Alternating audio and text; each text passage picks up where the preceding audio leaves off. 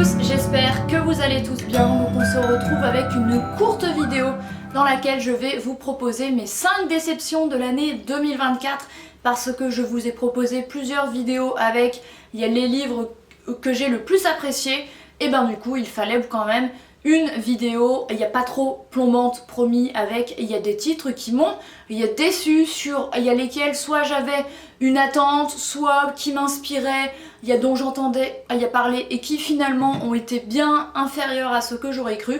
On commence cette vidéo maintenant.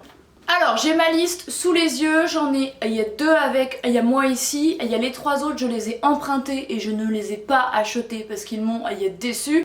Vous vous en doutez, je ne vais pas acheter quelque chose qui ne m'a pas plu, ça n'a aucun sens. Donc je vous retrouve avec une courte liste.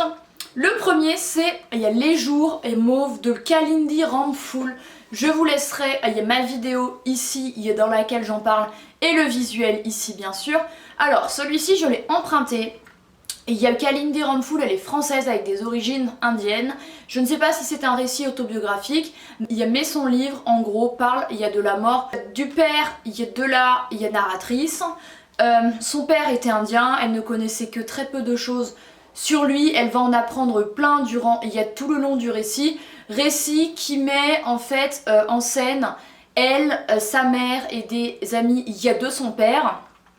Dans une espèce de voyage initiatique pour lui rendre hommage, pour aller répandre ses cendres du haut d'un bar, PMU. En fait c'était un truc complètement loufoque, mais en fait j'ai trouvé que ça l'était trop.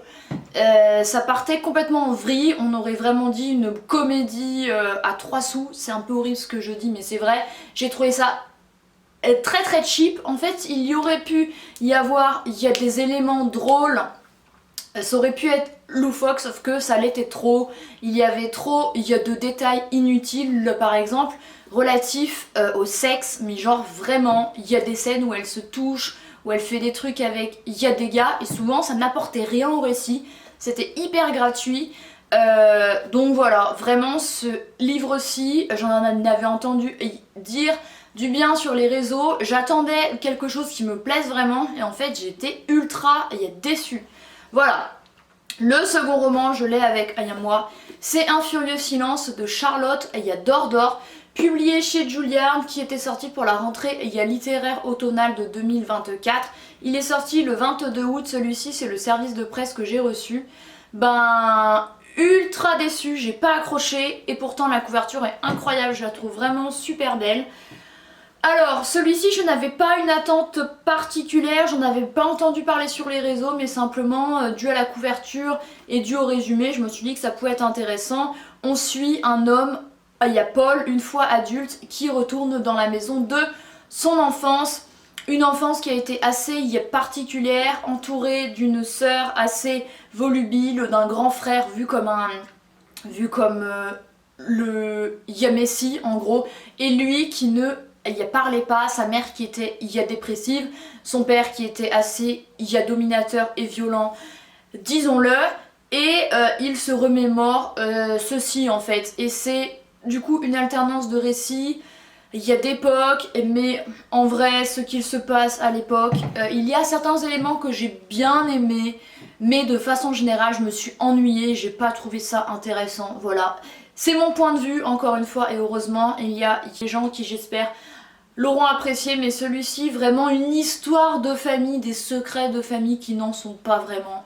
J'ai pas trouvé ça fabuleux du tout. Ensuite le troisième et le dernier que j'ai en ma possession, c'est le dernier voyage de Momoko Hidaka de Shizako Wakatake. Je crois que c'est le seul roman japonais en fait pour lequel, et même le seul livre pour lequel je n'ai pas fait d'article sur le blog parce que je l'ai trouvé ultra décevant et je me suis ennuyée. Et pourtant, alors ok, les romans japonais souvent c'est lent, il ne se passe pas grand chose, mais alors celui-ci vraiment, ça se trouve il faudrait que je le relise dans 1 an ou 2 ou plus ou que sais-je, mais je me suis ennuyée, j'ai trouvé ça chiant, mais vraiment.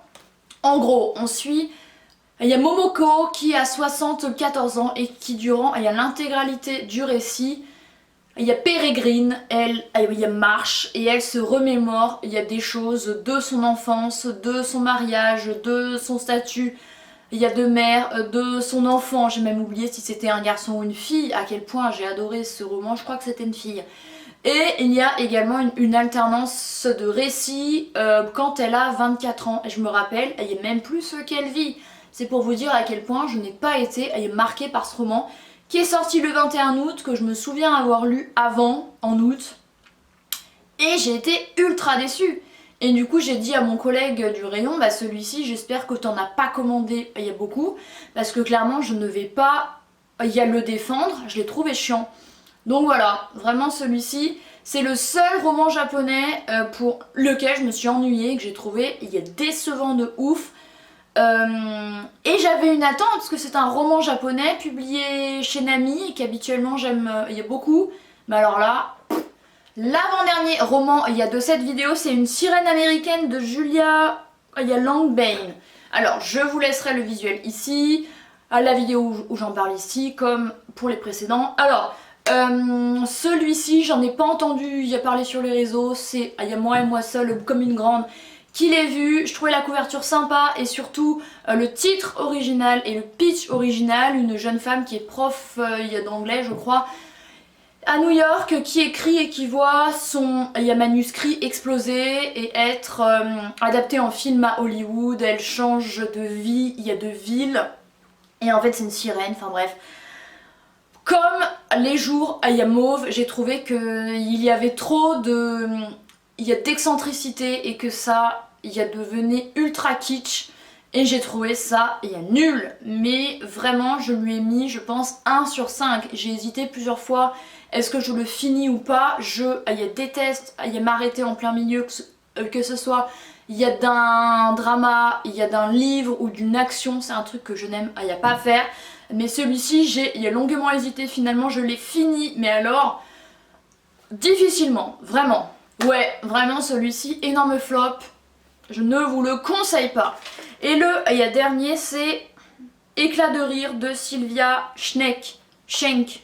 Sorry. Alors ce livre-ci, on avait reçu le service de presse, donc je l'ai emprunté. D'ailleurs, je crois que je l'ai, je ne sais plus, bref. Hyper décevant, je trouvais que le pitch était original. Une femme, ne me demandez pas son nom, je ne sais plus, qui se rend dans une ville pour faire un discours suite à la sortie de son roman, je crois. Et en fait c'est l'interview d'elle avec une journaliste dans un hôtel. Donc cette partie là j'ai bien aimé, mais on apprend aussi qu'elle a voulu se noyer, et ce que j'ai trouvé trop long, trop plombant, trop gna gna gna, c'est sa relation avec un homme qui lui a donné envie en fait de se suicider dans la mer. Et ça ne m'a pas touché, j'ai trouvé ça chiant, ces espèces de réminiscences, de souvenirs de sa vie avec cet homme, je sais même plus comment il s'appelle, je sais même plus ce qu'ils ont vécu, mais je me souviens, m'être dit, mais c'est chiant. Bref, voilà, Éclat de rire de Sylvia Schenk, et pas Schneck, qui est allemande. C'est un petit bouquin, ne le lisez pas, c'est mon conseil. Après ça peut peut-être vous plaire, mais alors franchement... Et écoutez, voilà, c'en est tout pour cette courte vidéo de mes 5 déceptions de 2024. J'en ai quand même trouvé, voilà, il y a forcément... des lectures qui ne sont pas à la hauteur de ce à quoi vous vous attendiez, qui ne vous touchent pas personnellement, ou qui sont objectivement nuls. Voilà, ça arrive, on ne peut pas publier que des choses bien, raison pour laquelle je ne me vois pas écrire, et j'ai du respect pour ceux qui écrivent et ceux qui se lancent et ceux qui essayent, et ça passe ou ça casse, mais au moins ils ont essayé, donc respect à eux. Même si je n'ai pas apprécié ce qu'ils ont écrit, ce n'est que mon avis, heureusement. On se retrouve très bientôt dans une nouvelle vidéo. Au moment où je filme, je suis sur la lecture du Haruki Murakami, donc bientôt il y aura une vidéo que sur lui. J'espère que cette vidéo vous a plu, n'hésitez pas à vous abonner, et moi je vous retrouve très bientôt dans une prochaine. Bye!